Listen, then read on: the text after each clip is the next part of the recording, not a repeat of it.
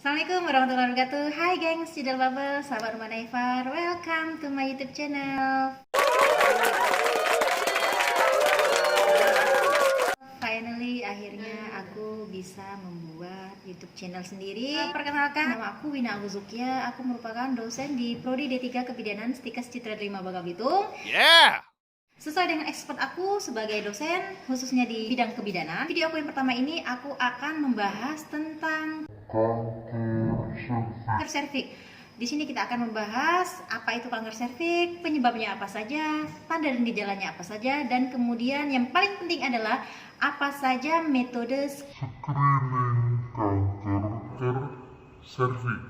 Jangan di skip, tonton sampai habis. Di sini kita akan mengulik tentang 4 metode screening kanker serviks. Ya, gengs, jangan lupa like, komen, dan subscribe, tekan tanda lonceng di bawah ini. Terima kasih.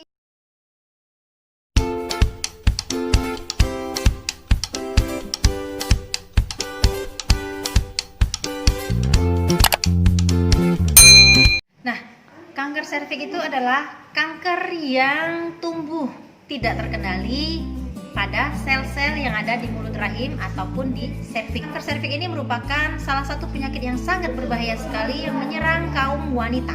Setiap 1 jam sekali di Indonesia terdapat kematian perempuan yang disebabkan karena kanker serviks. Sedangkan di dunia, ya, data global, setiap 2 jam sekali ada kematian perempuan disebabkan oleh kanker serviks. Nah, penyebabnya apa saja sih, Bu? Penyebabnya itu yang pertama ada Human Papillomavirus atau HPV, merupakan virus yang paling umum yang bisa menyebabkan infeksi menular seksual. Di sini datang dari hubungan seksual yang tidak aman, seperti tidak menggunakan kondom, anal seks atau oral seks, ataupun dari pasangan kita yang pernah berhubungan seksual dengan orang yang mempunyai lesi prakanker atau lesi cancer, yang kemudian akan berpotensi menularkan kepada kita sehingga kita mempunyai risiko untuk terkena penyakit kanker serviks. Pencegahannya apa saja? Pencegahannya ada 2. Yang pertama ada pencegahan primer dan kedua adalah pencegahan sekunder. Pencegahan primer yaitu kita melakukan yang namanya vaksinasi HPV, dan pencegahan sekunder itu kita melakukan yang namanya screening deteksi dini kanker serviks. Apa saja sih tanda dan gejalanya? Biasanya gejala yang ditimbulkan tidak akan terjadi secara tiba-tiba. Ini merupakan gejala yang terakumulasi dari beberapa faktor risiko. Nah, faktor risikonya apa saja? Yang pertama adalah seorang perokok, wanita perokok mempunyai faktor risiko lebih tinggi dibandingkan yang tidak perokok. Kemudian penggunaan alat kontrasepsi oral. Yang ketiga selanjutnya yaitu pernah atau sudah pernah melakukan hubungan seksual pertama kali di usia kurang dari 20 tahun. Itu merupakan faktor risiko untuk terkena kanker serviks. Dan gejala yang lain yaitu keputihan yang tidak bisa diobati dengan pengobatan normal, terjadi perdarahan pasca berhubungan seksual, ya, terjadi perdarahan di luar siklus haid, kemudian terjadi perdarahan di pasca menopause. Itu merupakan tanda dan gejala dari kanker serviks. Kapan sih screening kanker serviks dilakukan? Sebenarnya untuk melakukan screening kanker serviks bisa kapan saja, anytime, kapanpun kalian mau. Untuk rekomendasi dari ACOG atau American Congress of Obstetrics Gynecology merekomendasikan yang pertama di usia kurang dari 21 tahun sebenarnya tidak perlu untuk dilakukan screening. Kenapa? Karena menurut hasil penelitian, di hasil penelitian pada kelompok usia 21 tahun, ternyata dari 1 juta responden hanya terdapat 1 yang positif kanker serviks, jadi tidak perlu. Kemudian rekomendasi yang kedua di usia 21 sampai 29 tahun hanya dilakukan tiap 3 tahun sekali dengan syarat sudah pernah melakukan pemeriksaan cytologi dengan hasilnya negatif.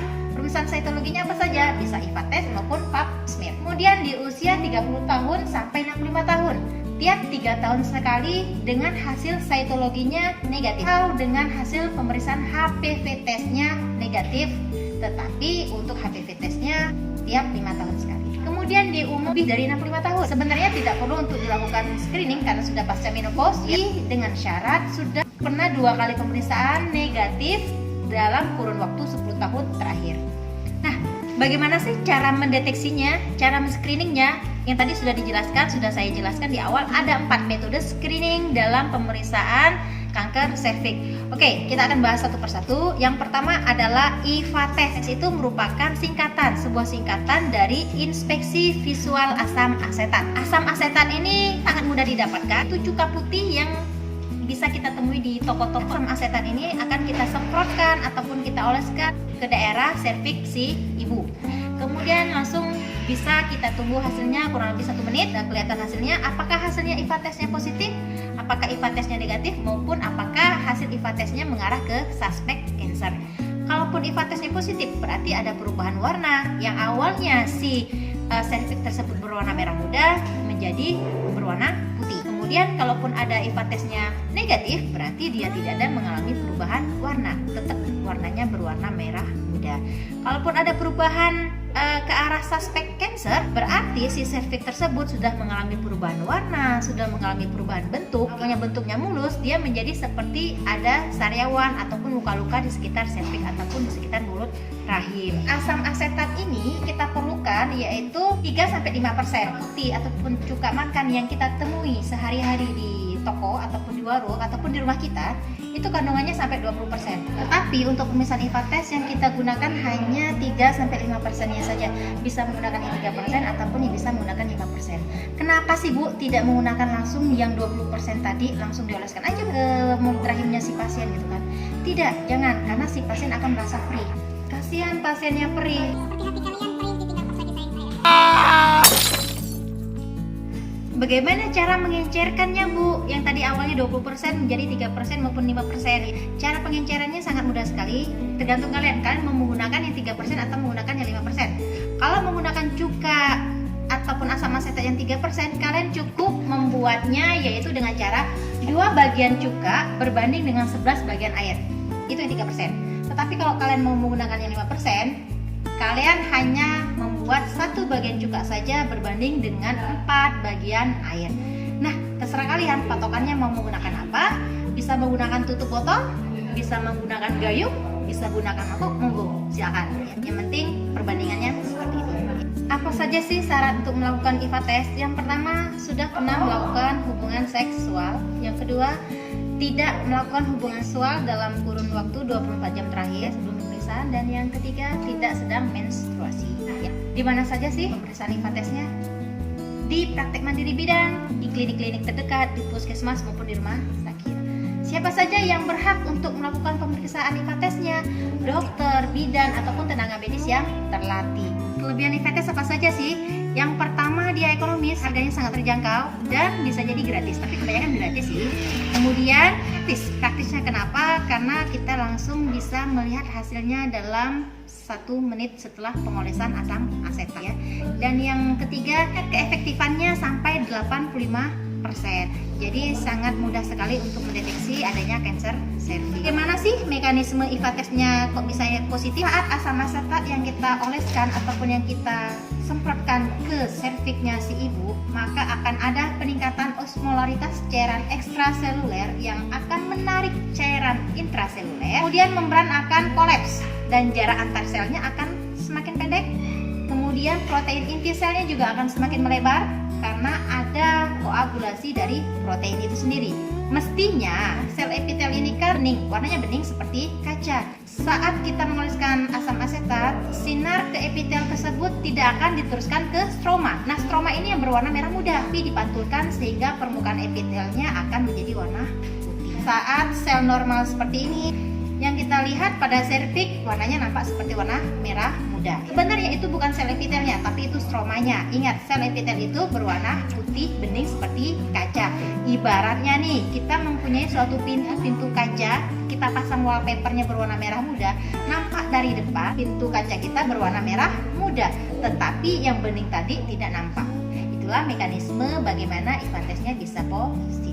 Cara atau metode yang kedua ini adalah pap smear konvensional ataupun dengan swab lesi serviks ya. Dengan cara mengambil lesi serviksnya menggunakan lidi kapas ke dalam endoserviknya. Hasil sampelnya tadi langsung kita oleskan ke objek gelas, kemudian langsung kita semprot dengan alkohol ataupun dengan hairspray. Setelah itu kita menggunakan spatula aire, kita putar 360 derajat, ambil di daerah endoserviknya sedikit, kemudian kita oleskan ke atas objek gelas, kemudian kita fiksasikan dengan alkohol 96% ataupun menggunakan hairspray.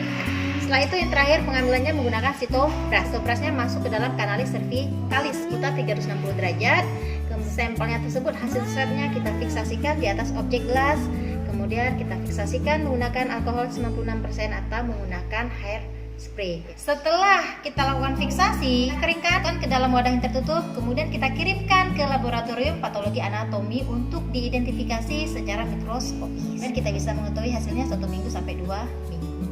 Pemeriksaannya bisa di mana saja, sama seperti pemeriksaan IPA test, bisa dilakukan di praktek mandiri bidan, bisa dilakukan di puskesmas ataupun di rumah sakit terdekat. Siapa yang bisa melakukan?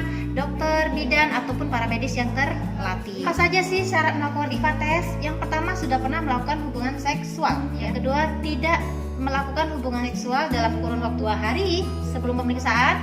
Yang ketiga, tidak sedang menggunakan vaginal dose atau cairan pembersih vagina dalam kurun waktu 3 hari sebelum pemeriksaan. Yang kelima, tidak sedang menggunakan obat-obatan antibiotik, antiviral, sejenis obat untuk vagina ya, dimasukkan lewat vagina.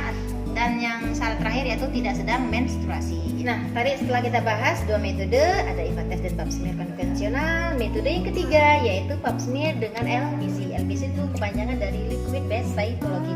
Si LBC ini merupakan metode transformasi dari pap smear yang konvensional. Kenapa LBC ini diciptakan? Karena disinyalir metode konvensional ataupun pap smear yang konvensional banyak apusan-apusannya yang kebuang, atau saat fiksasi nyemprotnya mungkin gak rata, belan, ataupun bisa ketipisan, sehingga diagnosisnya bisa menjadi keliru. Sebenarnya caranya hampir sama seperti pap smear yang konvensional, cuman dia tidak menggunakan lidi kapas maupun spatula aere, dia hanya menggunakan sitobras. Swabnya yang beras ini ya, kemudian hasil swabnya tadi dimasukkan ke dalam cairan. Kita menggunakan sitobras yang dipotong. Kita punya sitobras sudah dioleskan di kanalis cervicalis, kita masukin sitobrasnya ke dalam si LBC tersebut, kita potong dan kita tutup.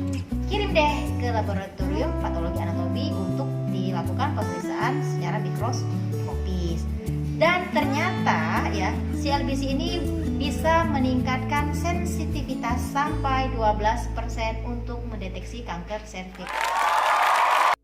Artinya lebih akurat, lebih tepat dibandingkan untuk pap smear yang konvensional. Metode selanjutnya yaitu cervix HPV test. Memang ini merupakan metode yang terbaru di Indonesia, belum merata, kosnya yang sangat tinggi sekali. Tetapi di negara-negara maju, HPV test ini merupakan metode yang utama untuk mendeteksi kanker serviks. Nah, cara kerjanya HPV test sama pap smear ataupun LBC sangat berbeda. Ini memang bukan virus HPV-nya yang dilihat, yang diidentifikasi, tetapi itu sel koilocytosis ya, yang diidentifikasi oleh dokter patologi anatomi. Koilocytosis ini merupakan bagian dari sel epitel yang dibentuk apabila ada infeksi HPV. HPV-nya ada apa enggak, Bu? Belum tahu, nggak tahu. Tapi cuma bisa dilihat dari jejaknya saja. Misalnya nih, ada jejak kaki aku di lantai mall. Apakah aku ada di sana? Belum tentu. Bisa jadi itu jejak 1 tahun yang lalu. Oke, nah maka dari itu cara kerja HPV test itu dengan hybrid capture. Ini memang cara kerjanya lebih modern dibandingkan yang konvensional menggunakan hybrid capture. Jadi yang di capture-nya itu adalah DNA-nya. Nah, sampel yang kita ambil tadi melalui swab, melalui cytologi tadi, dimasukkan ke dalam cairan LBC, kemudian dikasih reagen untuk melakukan denaturasi sehingga dinding selnya pecah meninggalkan DNA. Nah, si DNA inilah yang akan dideteksi dengan sebuah alat. Wajar dia melhong karena cara kerjanya segini ribet. Kita membutuhkan alat reagennya, gen antibodinya. Yang di capture adalah DNA-nya. Wajar, sangat mudah sekali. Oh ya, kalau di negara-negara maju, pemeriksaan HPV test ini bisa kita lakukan di rumah masing-masing untuk menjaga privasi kita. Kita tinggal order aja ke rumah sakit ataupun ke laboratorium terdekat. Kemudian pihak rumah sakit ataupun laboratorium akan mengirimkan 1 paket HPV test, di mana di 1 paket tersebut ada petunjuk cara penggunaannya, cara pemakaiannya. Kemudian setelah kita ambil swabnya, kita masukkan ke dalam dan langsung kita kirimkan deh ke rumah sakit ataupun ke laboratorium yang kita order tersebut. Ya, praktis kan gitu. Baiklah, sampai di sini dulu penjelasan aku tentang deteksi dini kanker serviks. Ya, metode-metodenya tadi apa saja sudah aku jelaskan sampai yang terupdate. Sepertinya sudah dijelaskan dengan sangat jelas sekali. Monggo yang mau kritik, saran, ataupun mau mengajukan pertanyaan silahkan di bawah ini ya. Semoga bermanfaat, dan jika kalian suka silahkan like, komen, dan share sebanyak-banyaknya. Dan jangan lupa tekan tombol subscribe di bawah ini ya geng. Aku Wina Agus Lukia, sampai ketemu di video-video berikutnya. Sampai jumpa. Assalamualaikum warahmatullahi wabarakatuh.